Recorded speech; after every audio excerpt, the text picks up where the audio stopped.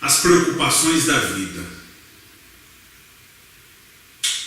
Quem não as tem? Todo mundo as tem.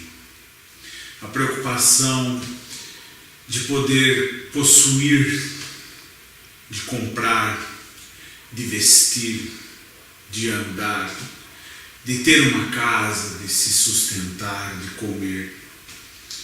Eu, você, todo mundo tem essas preocupações.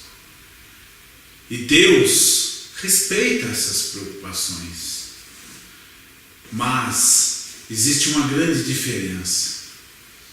Quando eu e você dependemos de Cristo, quando eu e você andamos com o Senhor.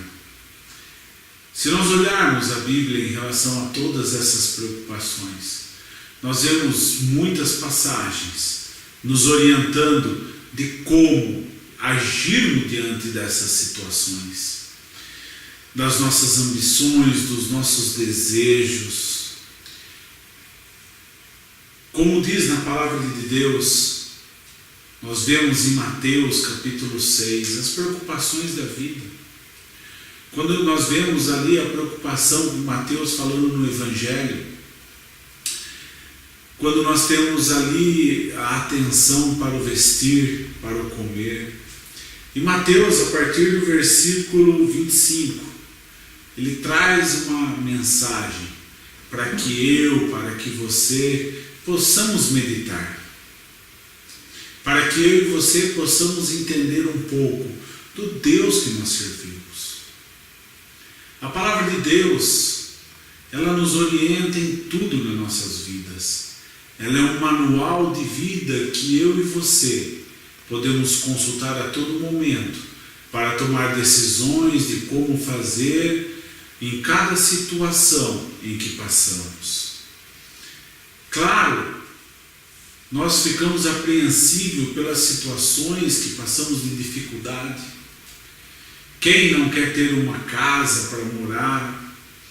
Quem não quer poder comer e comer bem? Quem não quer poder dar condições boas para os filhos? Bons colégios, boas roupas? Sim, nós queremos isso. Mas o Evangelho de Mateus nos ensina a não nos preocuparmos com isso. Nos ensina a colocarmos tudo isso diante do Senhor, diante daquele que conhece o nosso coração e conhece os nossos desejos. Se nós lermos o versículo 27, diz assim, quem de vocês, por mais que se preocupe, pode acrescentar uma hora que seja a sua vida? Mateus aqui está falando das preocupações da vida, com o beber, com o comer, com todas essas preocupações.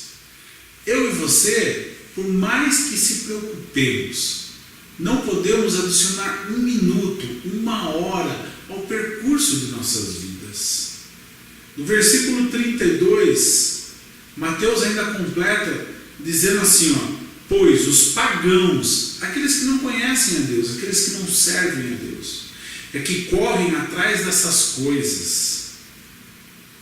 Mas o Pai Celestial sabe que vocês precisam delas.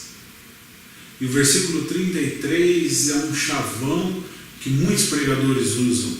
Busquem, pois, em primeiro lugar, o reino de Deus e a sua justiça, e todas essas coisas serão acrescentadas a vocês. Todas essas coisas o quê? Todas as coisas, o vestir magnificamente.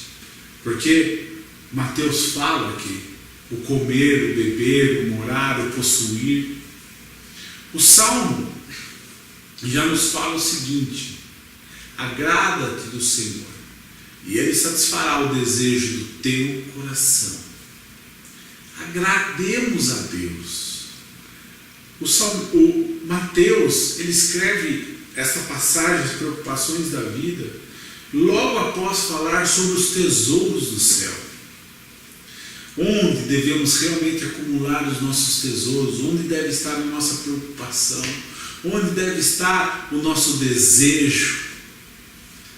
Logo após Mateus falar sobre acumular tesouros no céu, acumular dádivas do céu, ou seja, fazer a vontade de Deus, em seguida aos versículos, ele começa a falar sobre nós não se preocuparmos e preocuparmos com fazer a vontade de Deus, nos preocuparmos em fazer o que Deus deseja.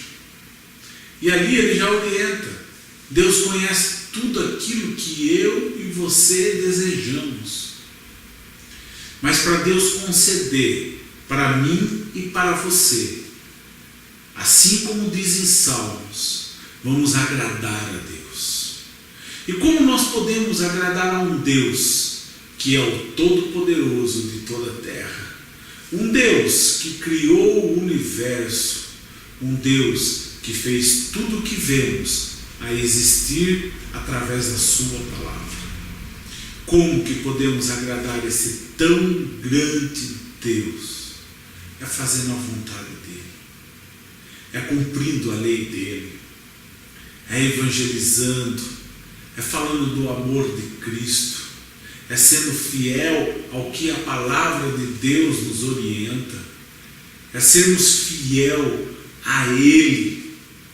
Aí nós agradamos ao Deus de toda a terra, porque o Deus de toda a terra está olhando para a terra e procurando os fiéis, está procurando os verdadeiros adoradores, aqueles que o adoram em espírito e em verdade. Vamos buscar ao Deus de toda a terra, vamos obedecer a Ele, vamos, como diz a palavra de Deus, como diz a palavra do Senhor, acumular tesouros no céu, como diz no versículo 19 em diante. Não acumulem para vocês tesouro na terra, onde a traça e a ferrugem destrói, e onde os ladrões arrombam e furtam. Mas acumulem para vocês tesouros no céu, onde a traça e a ferrugem não destrói, e onde os ladrões não arrombam. E aí vem uma explicação sobre o tesouro, e em seguida sobre as preocupações da vida. São orientações riquíssimas.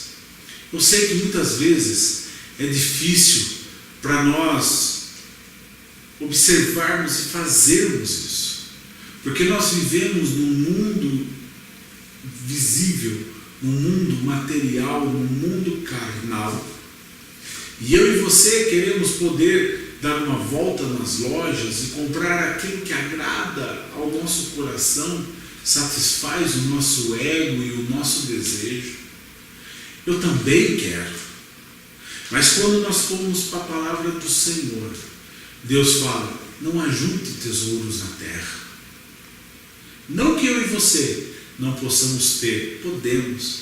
Porque em seguida, Mateus fala para nós não se preocuparmos com as coisas da terra, antes agradarmos a Deus, porque Ele conhece todos os desejos do nosso coração.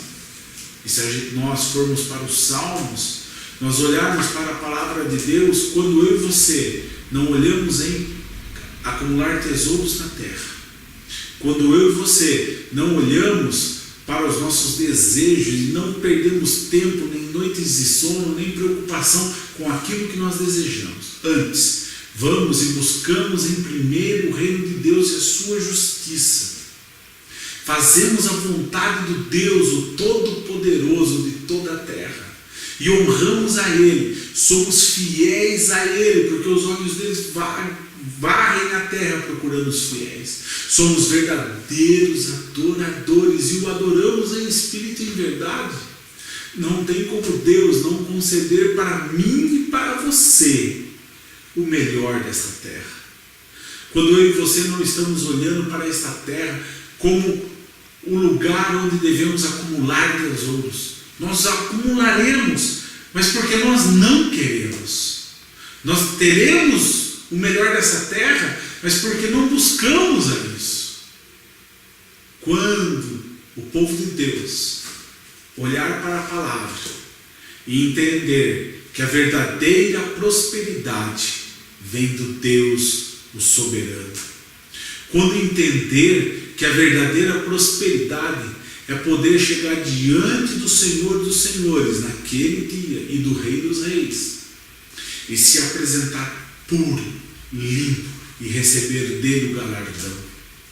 Quando nós entendermos que o Deus de toda a terra quer dar tudo para aqueles que o servem, mas aqueles que o servem não podem querer buscar isso todos os dias.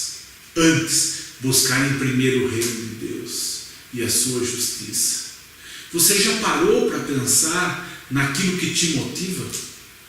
Naquilo que te joga para frente? Naquilo que te faz acordar cedo para ir trabalhar? Se não são apenas as preocupações dessa vida. Não estou dizendo que devemos parar de trabalhar. Pelo contrário. Devemos ter motivações assim como Paulo tinha. Mas a motivação de Paulo era o quê? Almas. A motivação dos apóstolos eram almas. Eles buscavam almas todos os dias, todos os momentos, todas as oportunidades. Deus nos abençoaria tamanhas vezes, N vezes, se nós buscássemos apenas o reino dele e a sua justiça. A Bíblia ainda orienta e nos ensina qual é o pai que o filho pedindo peixe daria cobra, ou pedindo pão daria pedra. Muito mais o nosso Pai, o Pai Celestial, dará tudo aquilo que pedir àqueles que pedem. Mas temos que saber pedir. Não pedir, como a Bíblia nos orienta, para os nossos próprios deleites, para os nossos próprios prazeres, para as nossas próprias vontades.